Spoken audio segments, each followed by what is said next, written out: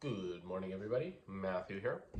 In this video, we're going to keep the same format going. I'm pretty much just going to post a stream of consciousness each morning, and that's kind of how I'm going to do until I gain some sort of traction or something like that. But just keep it simple for now, not like a big edited video with a bunch of stuff, more or less just a talking head. And this time I'm going to add a prop, right? So I know a lot of people have like a prop for a video when it's a talking head. Like I saw one guy, he does like a cigar. He always smokes a cigar in his backyard, and he talks about just being retarded and stuff like that. I thought that was kind of funny, but I'm not talking about being retarded. I'm just like a teensy bit myself. But I am gonna add a prop, and that's the coffee. So I'm gonna sip my coffee with you guys as we talk. And who else does that? The Dilbert guy, the guy who created the comic Dilbert from the morning papers. At least that's where I remember seeing them. He kind of looks like Dilbert himself. I don't know what his name is, but he's got those glasses and he talks about like politics or stuff like that. I haven't watched him in so long, but he does that simultaneous sip where he's like, sip your coffee with me. Ow. Ow. I didn't realize it was going to be that hot.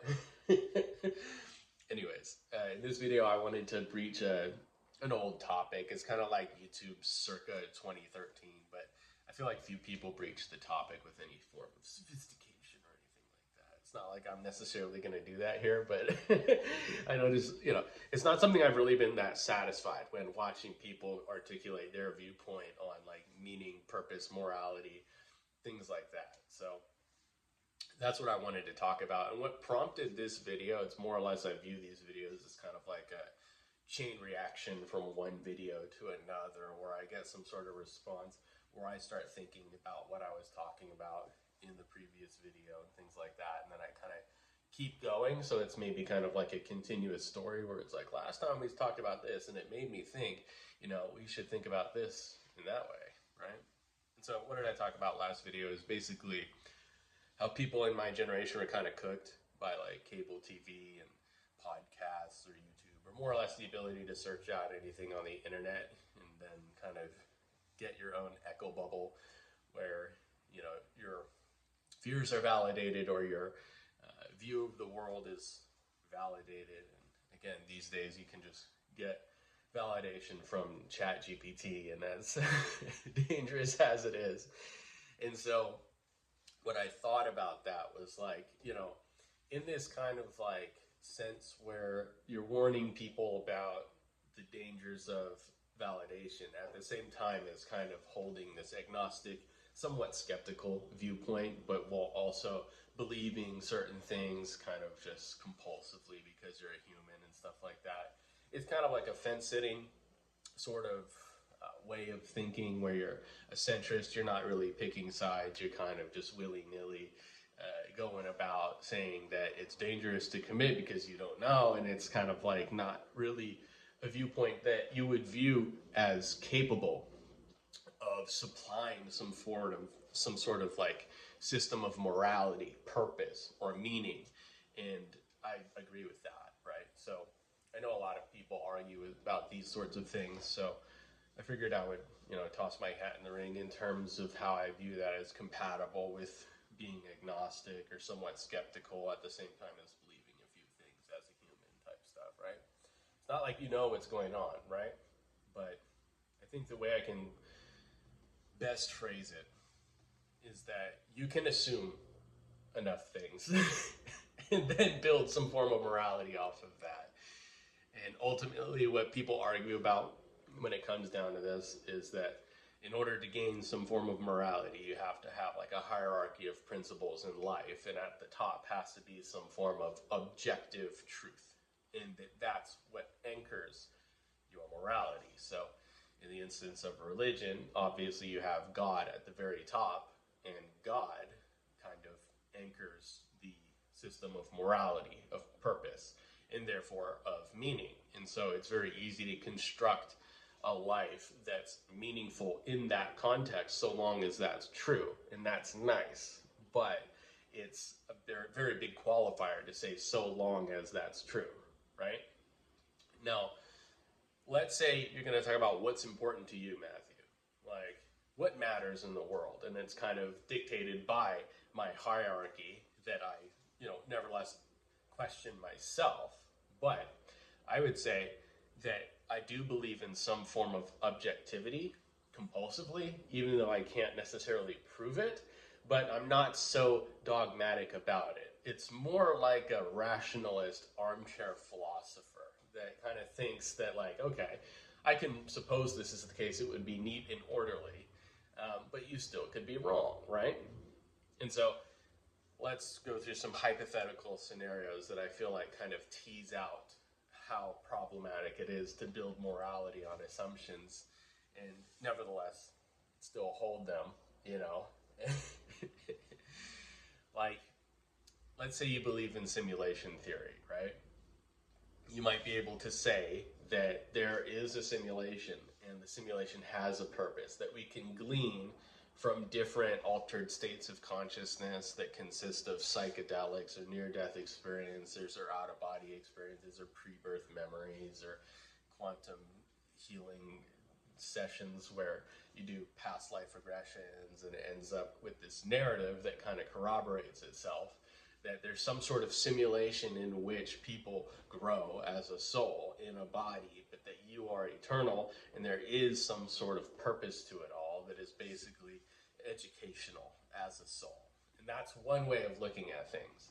But you also don't know if it's something completely different, such as there being a story where there was a God that created man in a Garden of Eden, and man betrayed God by eating the fruit, and then the fall of man happened, and now we're in a system where everybody is, by definition, immoral and fallen, right? Sinners. We're all sinners in that context, and the only way that you can be saved is by having a savior, right? That's one context. Not only that, but you have a bunch of different contexts that compete with that. What if your version of how everything ends in that context, the resolution to the story, if you think of the whole world as some sort of hero's journey, the resolution of the story would be something like this figure, Jesus, coming back and anchoring morality in the world once again, and it's not so much of something that you have to do as a society together. It's more or less something you wait for and more or less obey in terms of these constituent, parts of the morality that you would obey in the meantime until that event. That's nice and everything, but it's very incompatible with some sort of situation where somebody else's, version of how the story resolves directly contradicts your version of how the story resolves. So let's say you have Christianity versus Jewish faith, and what people view in the Jewish faith is some sort of return of a Messiah, that Jesus was not that Messiah, and there's going to be a Messiah. And at the same time, as a Christian, you're thinking that the Messiah is going to come back, but that there's going to be an Antichrist before that. That's kind of a false Messiah. And so necessarily, the thing that comes along next, if the Jewish people say, oh, this is the Messiah, then the Christians say this is the Antichrist, right? So the Jewish people's Messiah is the Christian people's Antichrist. And so you end up with this narrative that contradicts each other. And then you end up in this different sort of like we can all coexist form of pragmatism, which is more or less like a practical way of thinking about how we can all assume some form of morality by seeing how these different systems behave with the constituent points of morality while we all await this contradictory ending. That as long as those constituent points of morality map and align, no matter how contradictory the story ending is, if these all align in the meantime, we can say that these are moral allies with regard to how one should behave in the meantime, right? Doesn't matter that we all believe the world will end differently, because it's not the end of the world yet. So as long as we're all just like in agreement about how we should behave in the meantime, we can be allies, and we can say that there is this like Judeo-Christian way of viewing the world, where it's like we all have the Bible or something like that, and you can argue that Christians have the gospel, whereas, Old Testament is older and less updated and stuff like that. And so when talking about that kind of stuff, it all kind of deals in dogma. And yeah, it supplies everybody's system of morality.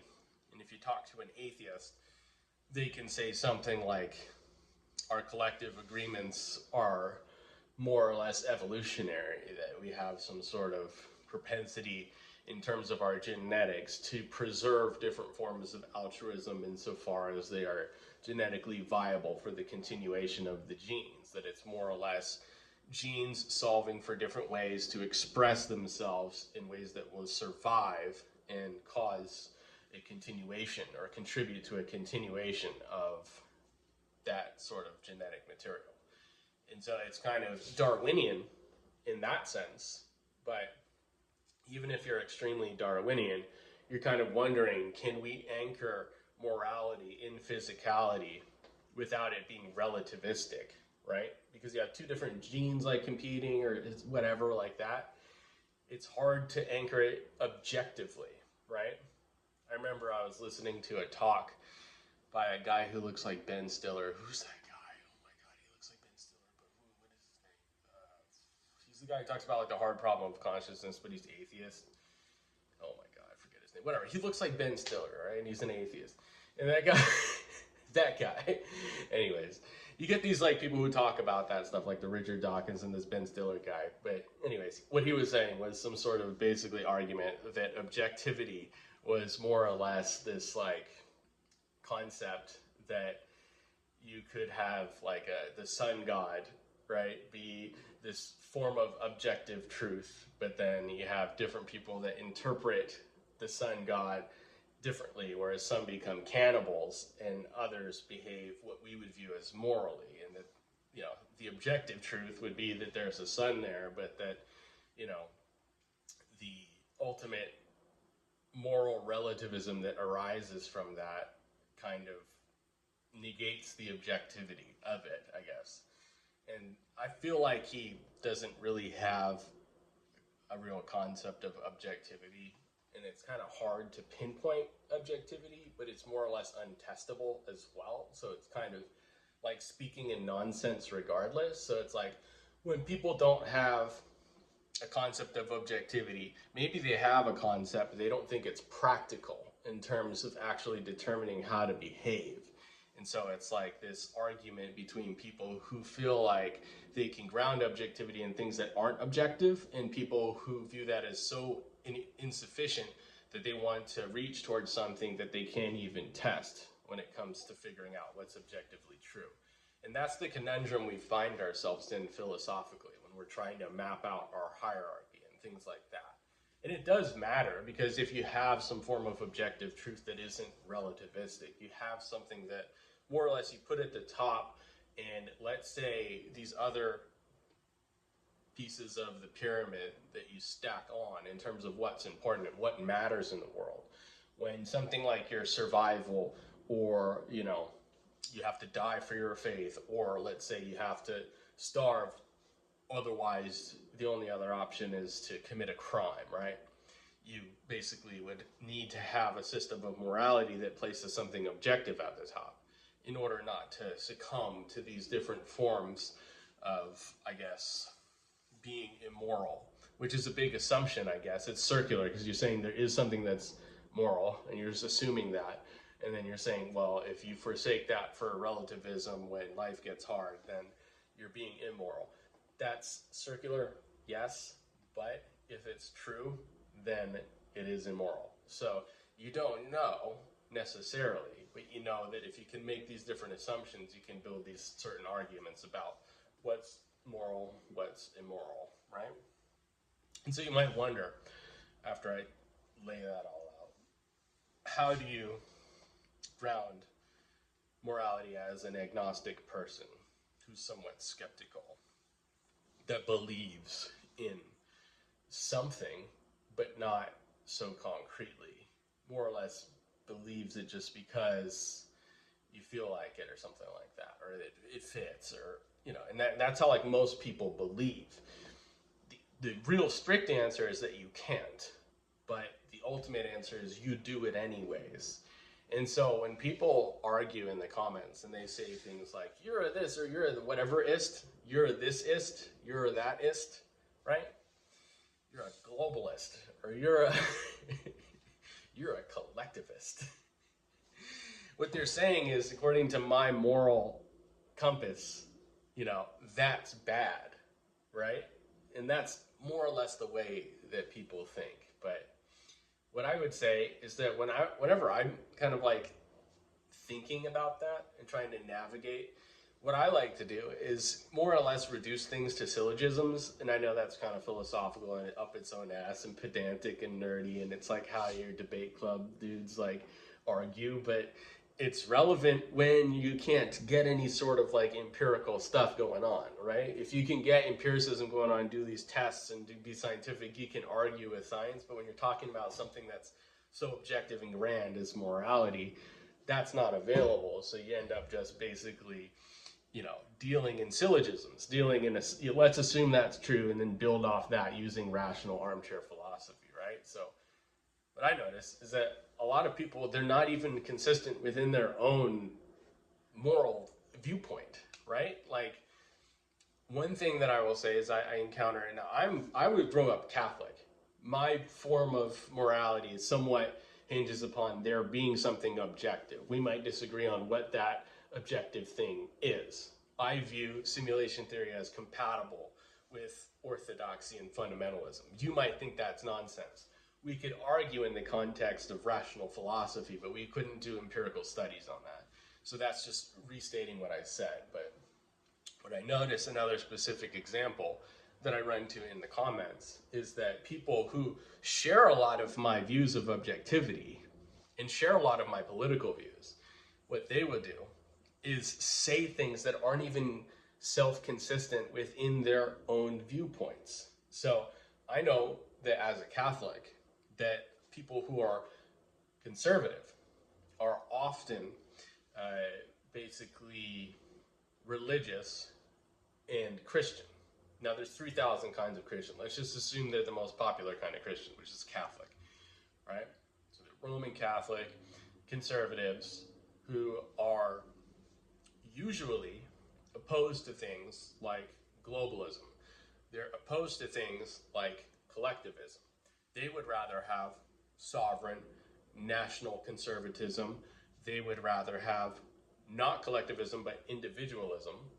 And I agree with that for the most part. But if I say something that uses the wrong buzzwords in one of my videos and say something like, we need a great reset, they immediately think, oh my gosh, globalism, oh my gosh, collectivism, because I said as a collective. And so people start putting labels on stuff that they hear buzzwords about, and they assume everything about a person's viewpoint. But what the comment I got from somebody who was like, you're thinking like a globalist, was saying you should read the Bible. Like, you should read the Bible.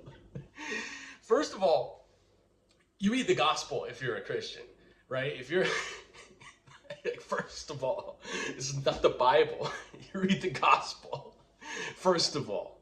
Second of all, the people who say, oh, I'm against globalism, I imagine that they would agree with the idea of revelation. And so it's funny to me that people can, basically rant on thoughts that are inconsistent while they're Christians, saying you're just a globalist and you're being collectivist, while at the same time, the way I view it is the viewpoint I was saying was very consistent with fundamentalist eschatology in the sense that what I was saying was we need a great reset, which sounds very globalist, but I was saying it in a cosmic sense, right?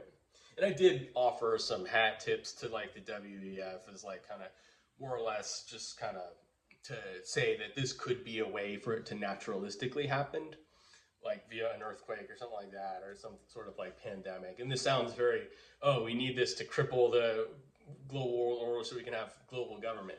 That's not what I was saying. I was saying basically that we need some sort of cosmic shift to basically reroute our inevitable end that we're headed towards, which is very Christian to say we're headed towards some inevitable end. It's just my difference was maybe we could do something about it and we can end it positively, which I don't think is necessarily anti-Christian. It's more or less saying people could do something about it rather than Jesus already did something about it. We just have to wait for that to pan out.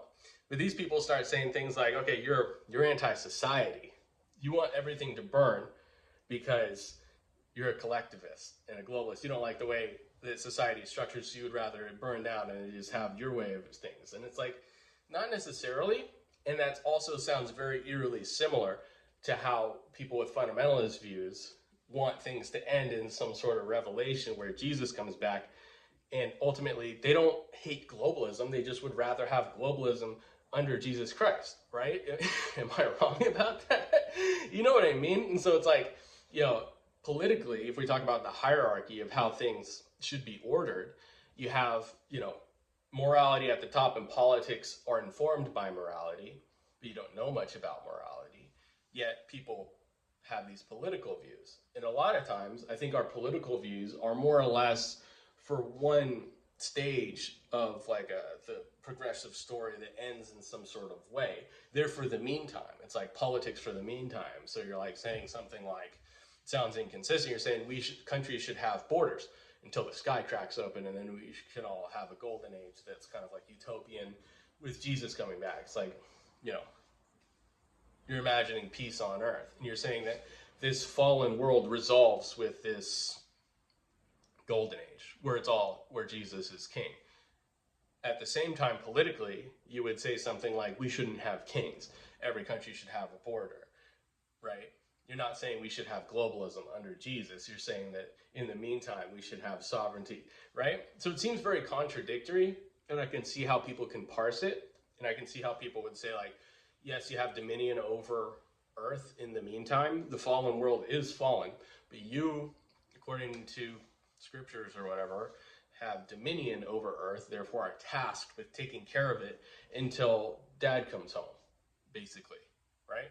And that makes sense. It is consistent in one way, but it's also very problematic when trying to understand gripes with people's talks that pertain to the end of the story, not the meantime. So I just think people are just incapable of parsing arguments, and they're also incapable of seeing how their viewpoint of the world is also contradictory when responding to those arguments. And I know I ended by saying it's not necessarily contradictory, but I don't think these people think that hard about it. I think they just more or less have some viewpoint, and they're like, okay, you sound like one of them people.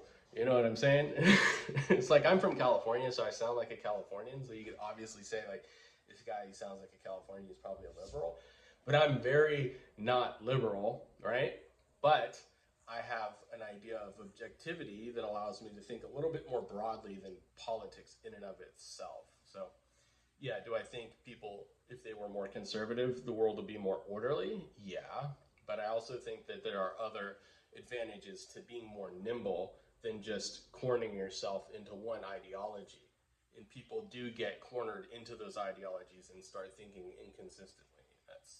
That's philosophically problematic. So the moral of the story is that people should think about things more broadly and not trap themselves, because I guess the whole message of the channel is that you can get more freedom by not boxing yourself in with dogma. You can consider more things, right? You can consider Eastern takes on stuff without reducing it to just like, oh, I saw demons, right? That to me is the biggest flaw in conservatism, religious conservatism, and things like that, is basically if you're a fundamentalist orthodoxy, you are quick, and it's like a knee-jerk reaction to reduce anything that other people find meaningful to demonic whatever, right? It's all demonic. Everything's a demon, right? Psychedelic experience, demons.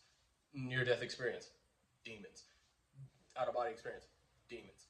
Like, literally, anything that points to like a more curious take of the context of existence is just demons, right?